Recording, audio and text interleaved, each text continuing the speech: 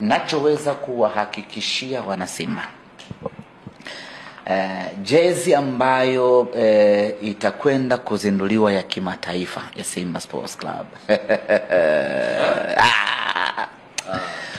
ni jezi ya kiwango cha hali ya juu mno. Ni jezi ambayo sisi wanasimba hatujawahi kuiona katika maisha yetu. Ni jezi ambayo imetamalaki ubora wa hali ya juu sana. Ni jezi yenye hadhi yenyewe ya kimataifa. Ukiangalia hii itakuwa ni jezi ya 3 Simba kuitoa.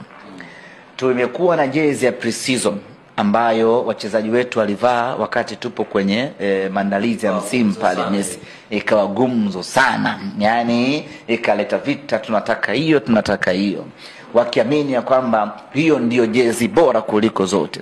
Lakini J-Root akafanya unyama wa kutisha, jezi ya ligi akaleta kufuru ya hatari vibaya mno.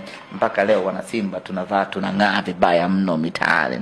Kila mtu akasema hii ndio jezi sasa itafika kwenye viwango hivyo, manake kasha set standard ya juu. Unajua ukipata A labda ya 99 watu wanatarajia upate 100, sio 84. Sasa hii ya kimataifa chukua ile ya pre-season, chukua na hii ya ligi, jumlisha jumlisha, zidisha, ndo unakuja kupata jezi ya kimataifa. Hapa tunazungumzia ubora kwa jezi yenyewe kwa maana ya quality.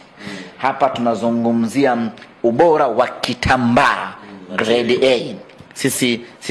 Sisi J-Root anatuvalisha grade A.